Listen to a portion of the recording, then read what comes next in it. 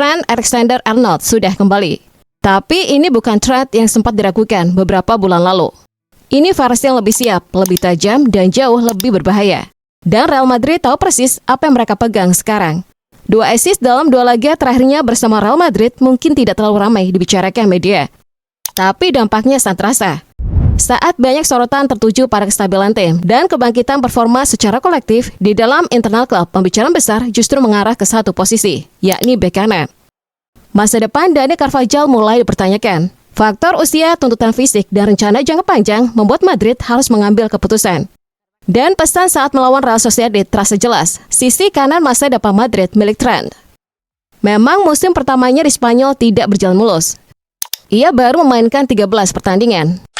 Cedera sempat mengganggu ritme dan kebugaran selalu jadi bayang-bayang dalam karirnya. Tapi kualitas itu tidak pernah diragukan. Manajemen Madrid kini memilih pendekatan hati-hati. Menit bermain diatur perlahan agar ia benar-benar kembali ke level terbaik tanpa resiko kambuh. Sejak didatangkan dari Liverpool pada Juni 2025 dengan kontrak 6 tahun, ekspektasi langsung melambung tinggi. Debutnya di ajang FIFA Club World Cup melawan Al Hilal terasa spesial. Ia menutup turnamen itu dengan 2 assist yang langsung membuat fans bermimpi. Umpan silangnya presisi, visinya tajam, eksekusinya cepat. Ia tidak butuh banyak sentuhan untuk mengubah arah permainan. Namun realita La Liga berbeda. Arnold sulit untuk melakukan adaptasi. Padahal jika dibandingkan dengan Premier League, tentu intensitasnya lebih tinggi di Inggris. Tapi itulah realitanya. Dari situ, internal Madrid membuatnya tidak selalu jadi pilihan utama. Tapi saat melawan Real Sociedad, Trent kembali mengingatkan semua orang kenapa Madrid merekrutnya. Satu sepak pojok sempurna, berat dan arahnya pas, menghasilkan gol penting. Itu bukan sekedar assist, itu pernyataan. Yang membuatnya spesial bukan cuma statistik. Dalam tim yang kadang kesulitan membongkar pertahanan rapat, kaki kanannya adalah solusi. Saat lawan bertahan rendah dan menutup ruang. Satu diagonal, satu early cross, atau satu switch play darinya bisa langsung merusak struktur bertahan. Ia tak hanya mengirim bola, ia memaksa lawan untuk bergerak. Kalau Trent benar-benar kembali ke level puncaknya, ada 2 pemain yang akan sangat diuntungkan. Gonzalo Garcia dan Kylian Mbappe. Gonzalo adalah tipe striker yang hidup dari suplai bola di kotak penalti. Ia berbahaya saat menerima cutback rendah atau umpan diagonal ke titik penalti. Dan itu adalah makan sehari-hari Trent. Ia tidak asal crossing, ia melihat pergerakan, menunggu momen, lalu mengirim bola dengan timing yang tepat.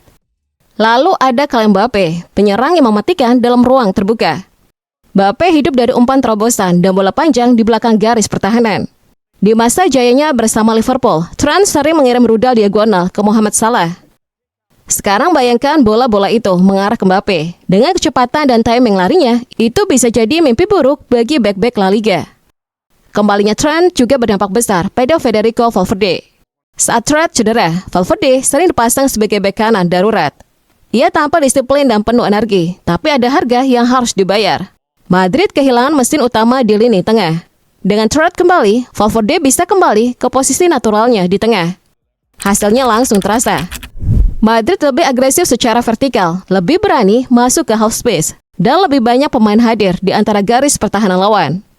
Jangan lupa, Madrid tidak merekrut pemain biasa. Mereka merekrut pemain dengan pedigree juara. Bersama Liverpool, Trent mencatat 92 assist dan 23 gol dalam 350 laga. Ia adalah bek dengan assist terbanyak dalam sejarah Premier League. Ia mencatat musim dengan 12 dan 13 assist liga. Ia memenangkan UEFA Champions League 2019 dan Premier League 2020. Itu bukan sekedar potensi, itu rekam jejak elit. Kekuatan terbesarnya, crossing. Ia bisa mengirim bola melengkung tinggi, datar keras, atau cutback rendah mematikan. Yang membuatnya berbeda adalah kecepatan eksekusi. Seringkali ia melepas bola dalam 1 atau 2 sentuhan sebelum back siap. Itu yang menghancurkan struktur pertahanan. Dia juga berbahaya dalam situasi bola mati. Fans FC Barcelona pasti masih ingat sepak pojok cepatnya di semifinal Liga Champions 2019. Itu bukan keberuntungan, itu visi dan kecerdasan. Sekarang di Madrid, ia bahkan lebih fleksibel. Ia sesekali masuk ke tengah, bermain lebih sempit seperti gelandang tambahan. Dari posisi itu, sudut crossingnya berubah. Ia bisa mengirim bola melayang lembut ke ruang antara bek dan kiper. Dan itu adalah area yang sulit dijaga. Real Madrid tidak hanya membeli bek kanan. Mereka membeli playmaker yang menyamar sebagai bek. Pemain untuk big game changer. Pemain dengan DNA momen penting. Jika Troyes benar-benar fit, percaya diri, dan dilepas sepenuhnya dalam sistem Madrid, La Liga akan ketakutan. Dan mungkin Barcelona akan mulai merasa dejavu. Karena ini bukan sekedar bek kanan, ini adalah game changer yang muncul saat pertandingan benar-benar berarti.